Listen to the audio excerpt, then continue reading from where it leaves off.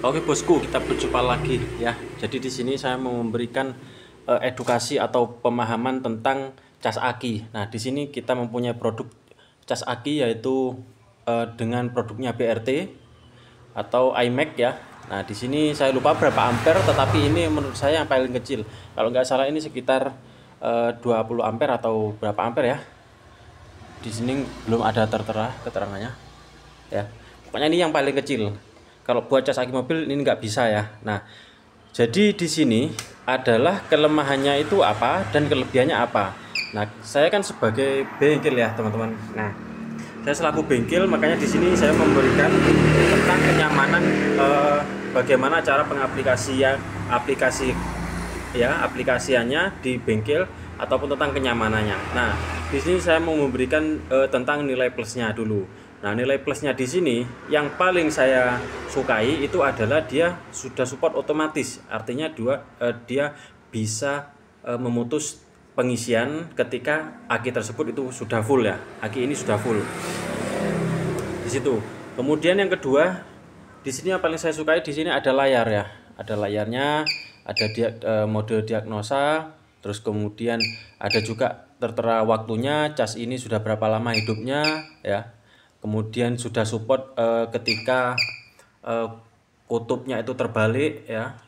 Kutub terbalik ya. Di sini ada polarity ya.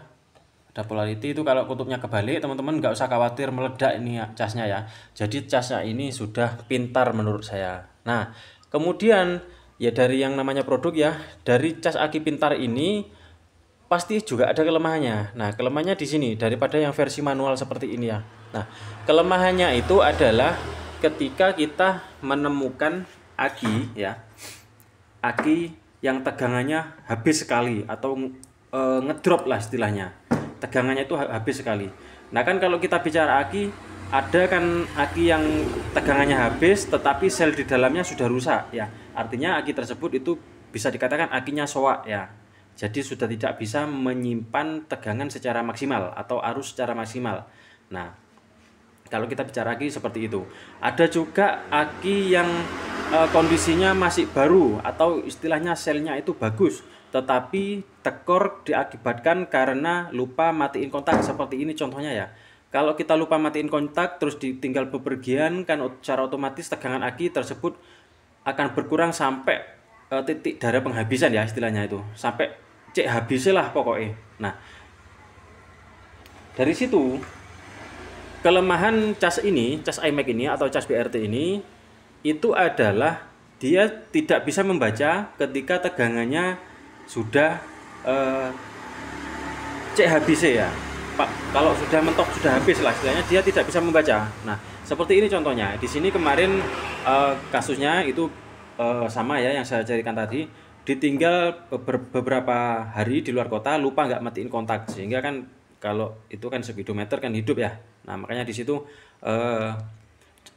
tegangan ini habis sekali. Nah, di sini saya membedakan ya. Di sini saya sudah membedakan ini aki yang kondisinya rusak ya, rusak benar-benar rusak.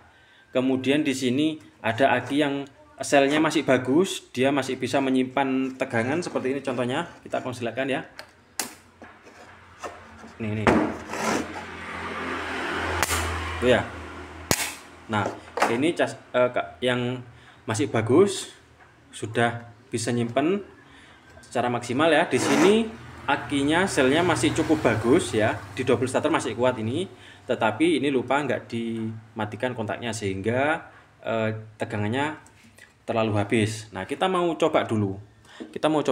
Nah, sekarang kita mau baca juga ini nanti modenya mode apa saja ya. Nah, oke, kita pasang dulu di aki yang mati ya. Ini aki yang mati. Sorry kok aki mati. Aki habis tegangan atau istilahnya ngedrop parah ya. Sudah nggak ada tegangan lagi ya. Ini kalau kita konselnya begini nggak ada sama sekali. Tapi ini masih bagus deh selnya. Oke. Buka di sini. Nah. Ya. Oke. Tuh. Pasti si cas aki ini akan membaca bahwasanya tidak bisa mendeteksi aki atau no baterai ya. No baterai.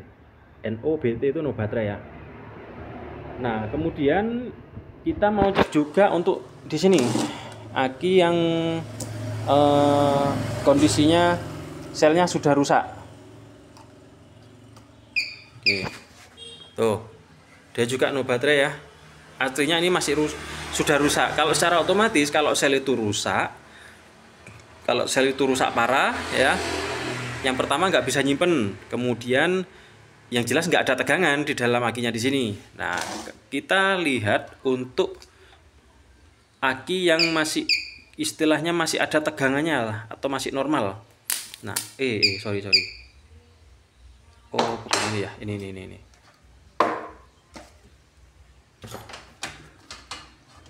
Ya, bentar, copot. Bentar. Bad ya, itu tadi karena copot tadi ya, kita reset ulang. Oke, seperti ini. Nah, dia mendiagnosa, tadi ada tulisan diag ya. Ini dibaca kondisi tegangan aki yang sesungguhnya ya. Kondisi tegangan aki yang sesungguhnya. Nah, dia kan akan bergerak tuh yang angka di belakang koma itu ya. Nah, masih terbaca 12 volt, sekian. Kemudian ini tadi nanti akan muncul biru. Nah, ini akan muncul biru. Ini menandakan bahwasanya dia sedang mengcrank ya. Artinya dia sedang simulasi beban. Nah, dia akan turun itu untuk tegangannya. Nah, di sini adalah dia akan menguji ampernya. Berapa kekuatan aki kalau ini hidup ya. Habis ini dia akan membaca. Nah, ini membaca kondisi aki untuk saat ini staminanya yaitu di 92, sekian tadi ya. Nah, ini ada indikator cas. Nah, oke. Ini terbaca 87 ya. 87% ini adalah persentasenya ya, teman-teman.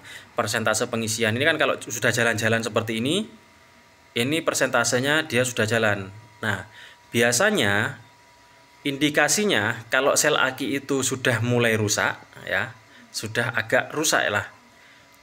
Tegangan yang di depan koma itu naiknya cepat. Nah, naiknya itu cepat untuk menuju ke full. Nah, tetapi biasanya kita kan nggak bisa ya membaca kondisi sel yang ada di dalam sini kalau nggak pakai alat.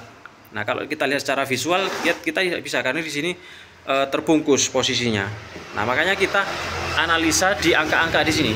Nah, itu kan tadi 91, ini 94 sampai nanti pada akhirnya itu full ya. Biasanya dia stuck di 95. Dia stuck di 95 atau 98 atau 99. Nah, ini nanti kalau diteruskan ya, teman-teman. Ini nanti kalau diteruskan ini kan proses pengisian ya. Kan jalan-jalan dia ya untuk tegangannya. Ini nanti kalau diteruskan dia pasti nanti indikatornya, nah seperti ini, indikatornya yaitu 99,6. Dia kan sudah nggak jalan lagi. Nah, 99 ini sebetulnya sudah cukup ya untuk proses pengisian. Nah, sudah cukup untuk proses pengisian, artinya kondisi aki ini itu posisinya sudah full ya, sudah full. Tapi di sini kalau di sini masih suaranya kipas atau fan ya, itu masih berputar, itu masih dalam proses pengisian. Di sini masih dalam proses pengisian. Bisa dilihat dari sini gelembung-gelembung udara ya, gelembung-gelembung yang ada di dalam aki itu sudah itu masih berjalan ya. Kalau kita cek dengan menggunakan avometer itu pasti masih menyentuh di kisaran angka 15 volt ya. Di sekitar 15 volt. Nah, saya mengindikasikan di situ karena di sini fan atau kipasnya itu masih menyala ya, teman-teman. Nah,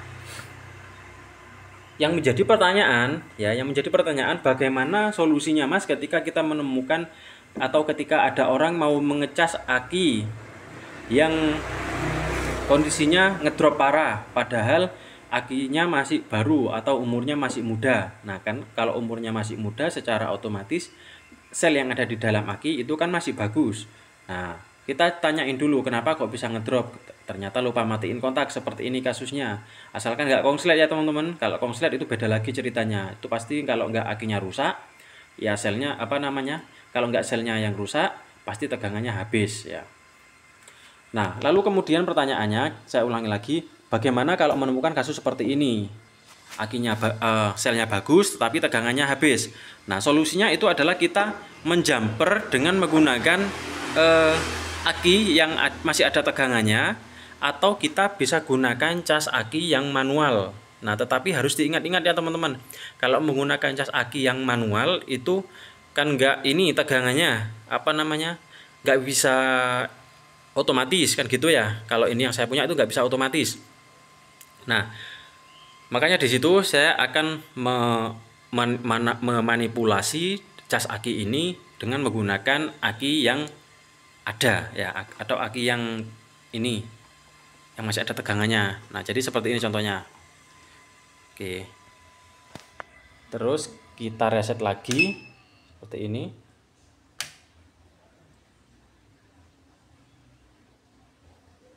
Oke, kita cek lagi. Tuh, ini cas ini akan membaca tegangan yang ada di aki yang normal, teman-teman. Nah, secara umum kalau kita bicara tentang listrik ya atau hukumnya, itu tegangan dari tegangan yang besar itu akan mengalir dengan tegangan yang rendah. Nah, seperti itu hampir sama dengan kondisinya air ya. Jadi tegangan yang besar ini kan tegangannya aki ini, itu nanti akan mengisi aki yang di sini sampai kondisinya itu berimbang ya. Nah, bisa-bisa itu separuh tegangan, hampir rata ya, hampir rata dengan tegangannya. Kalau kita bicara air itu rata lah istilahnya. Nah, seperti ini. Nah, itu kondisinya kan. Nah, itu kondisinya ngecas. Nah, di sini berapa lama Mas untuk proses penjamperan seperti ini? Untuk proses penjamperan seperti ini itu di kisaran 15 menit sampai setengah jam. Nah, 15 menit sampai setengah jam. Yang ini yang di sini itu sudah bisa dicabut, atau artinya capit yang dari cas aki itu bisa dipindahkan di aki yang tegangannya habis tadi ya, karena kan sudah diisi dengan yang besar ini tadi, tegangan yang besar atau aki yang normal. Nah, jadi seperti itu kelemahannya dari cas aki iMac ini atau cas aki smart charger seperti ini ya. Nah, jadi teman-teman ini tak kasih tahu untuk proses pertimbangannya, untuk kelemahan dan kelebihannya. Di sini saya merasakan bahwasanya kelebihan yang saya dapatkan itu lebih baik ya, lebih baik kelebihan yang saya dapatkan. Karena secara manusiawi ya, kita bekerja di bengkel itu ya, kita cas aki kan sering lupa ya teman-teman, kita tuh sering lupa. Nah, di sini nanti juga akan ada indikatornya. Kalau sudah full dia akan berbunyi tit tit tit tit gitu ya, ada tulisan. Kalau nggak good full tulisannya. Nah, di situ sudah bisa otomatis. Nah, jadi kita nggak ini.